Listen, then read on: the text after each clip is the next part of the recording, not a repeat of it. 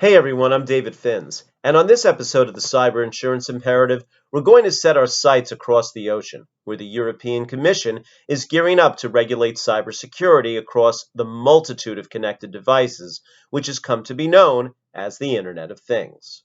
As reported by the Financial Times of London, the proposed Cyber Resilience Act will mandate security controls on these devices and impose compliance procedures on manufacturers. And if you think these new standards are not going to be relevant to your business, think again. Because as we've seen with the regulation of data privacy and social media, what happens in Europe eventually finds its way to America, often beginning with California and then rolling out to other states. So why is the European Commission acting now? Well, they're trying to tackle what they perceive as widespread vulnerabilities in IoT devices and the danger posed to users as well as to the supply chain. They also recognize that consumers don't always have enough information about the security features of a product to make an informed buying decision. The proposed legislation addresses the design, development, and production of these devices and will require continued monitoring once the product hits the market.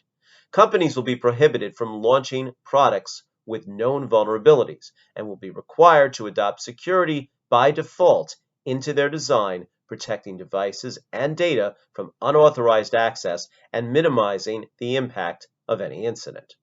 Perhaps the most innovative feature of the proposed legislation is what is known as a conformity assessment. Manufacturers will need to validate their security measures, either through internal testing or by an examination by a third party.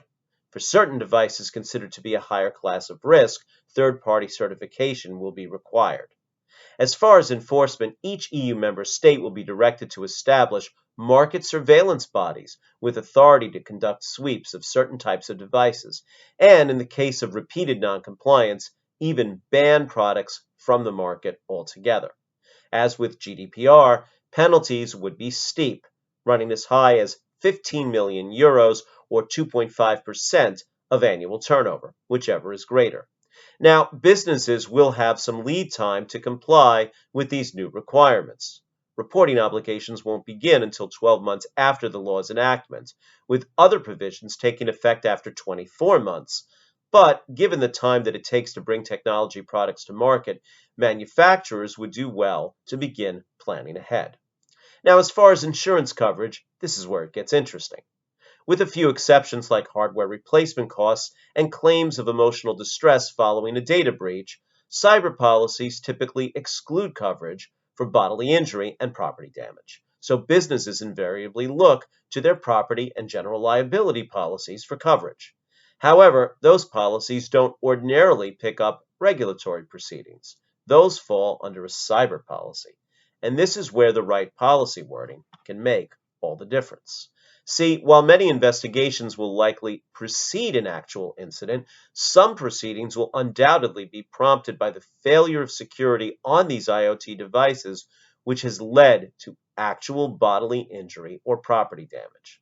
Well, in that case, it makes a difference whether your BIPD exclusion is limited in scope to claims for these types of losses or matters that are based upon, arising out of, or attributable to bodily injury or property damage. You want this lead-in phrasing to be as narrow as possible, or you may find your claims adjuster invoking these exclusions to knock out the resulting regulatory proceeding.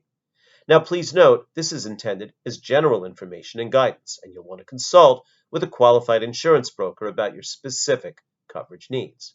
And while we're at it, did you know that Alliant has a white paper detailing the best-in-class cyber coverage enhancements typically available in the market?